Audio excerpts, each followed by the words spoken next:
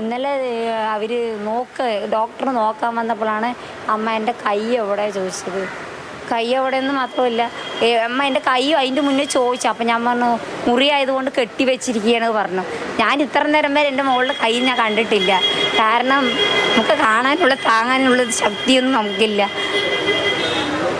അപ്പോൾ അവൾ പറഞ്ഞു കൈ എവിടെ അമ്മ പറഞ്ഞപ്പോൾ ഞാൻ എല്ലാവരും പറഞ്ഞു കൈ നമുക്ക് പുതിയതൊന്ന് വെക്കാന്നാ പറഞ്ഞിരിക്കും. അവൾ കൈ എവിടെ ചോദിക്കുന്നുണ്ട്. കാരണം ചെറിയൊരു കുട്ടിയാണ്, 4ാം ക്ലാസ്സിലേ പഠിക്കുന്നുള്ളൂ, 8 വയസ്സായിട്ടുള്ളൂ. മുഹമ്മദ് ഷഹീദ് കൂടി ചേരുന്നു. ഷഹീദ് തുടരുന്നുണ്ട്.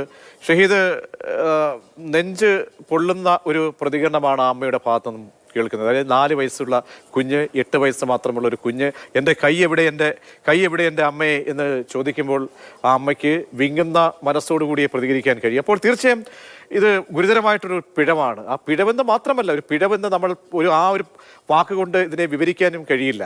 എന്താണ് സംഭവിച്ചത്? സംഭവിക്കാൻ പാടില്ലാത്ത കാര്യമാണ്. ഈ കുഞ്ഞിന് പകരം നമുക്ക് എന്ത് ചെയ്തു കൊടുക്കാൻ കഴിയും? ഇതിൻ്റെ ഉത്തരവാദിത്തം ആരേറ്റെടുക്കും? ആരോഗ്യവകുപ്പ് ഏറ്റെടുക്കുമോ? ഇത് ചെയ്ത ഡോക്ടർ ആരാണ്? ഈ ഉത്തരവാദിക്കെതിരെ നടപടി വേണ്ടേ? നടപടിയിൽ മാത്രം ഒതുങ്ങുന്നതാണോ? ഒരു പിഞ്ചു കുഞ്ഞിൻ്റെ ഭാവി വെച്ചുള്ള പന്താടലാണ് ഷഹീദ് സംഭവിച്ചിരിക്കുന്നത്. പക്ഷേ തികച്ചും നിരുത്തരവാദിത്തപരമായി നമ്മുടെ ആരോഗ്യ മേഖലയെ സാധാരണക്കാരായ ആളുകൾ, ഈ കുടുംബം തന്നെ ചിറ്റൂർ, പാലക്കാട് പല്ലശ്ശന പിന്നോക്ക മേഖലയിലുള്ള വളരെ സാധാരണക്കാരായ കുടുംബമാണ്. അങ്ങനെ ഒരു പരിക്ക് പറ്റുമ്പോൾ ആശ്രയിച്ച് ചെല്ലുന്ന സ്ഥലമാണ് സർക്കാർ ആശുപത്രി. അവിടെ വെച്ച് ചികിത്സയുമായി ബന്ധപ്പെട്ട് സ്വകാര്യ ആശുപത്രിയിൽ കിട്ടുന്ന രീതിയിലുള്ള സൗകര്യങ്ങളൊന്നും കിട്ടില്ല എന്നുള്ളത് നമുക്ക് മനസ്സിലാക്കാൻ സാധിക്കും. സർക്കാർ ആശുപത്രിയിൽ തിരക്കുകളുണ്ട്. പക്ഷേ അടിസ്ഥാനപരമായി വേണ്ട ചികിത്സയിലേക്ക് വേണ്ട പ്രാഥമികമായ കാര്യങ്ങൾ പോലും കുട്ടിക്ക് ലഭിക്കാതെ അത് നിഷേധിക്കപ്പെടുന്ന സാഹചര്യം ഉണ്ടാകുന്നു. തീർച്ചും അവഗണിക്കപ്പെടുന്നു. കുഞ്ഞിൻ്റെ കൈ ഒടുവിൽ നഷ്ടപ്പെടുന്നു. ഈ 8 വയസ്സുകാരിയായ കുട്ടിയാണ്, അതിൻ്റെ വലതു കൈയാണ് നഷ്ടപ്പെട്ടത്. 4ാം ക്ലാസ്സിൽ പഠിക്കുന്ന കുട്ടിയാണ്.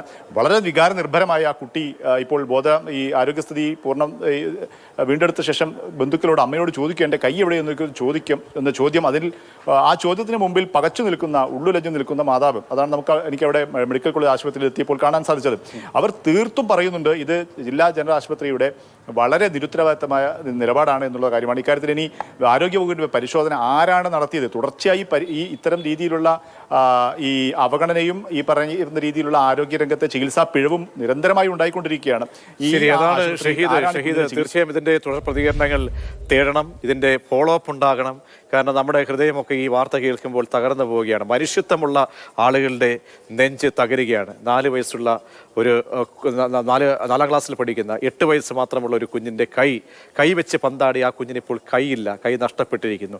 ഉണരുമ്പോൾ എൻ്റെ കൈ എവിടെ അമ്മേ എന്ന് കണ്ണീരോടുകൂടി കുഞ്ഞ് ചോദിക്കുന്നു. ആ അമ്മ എന്ത് മറുപടി പറയണം?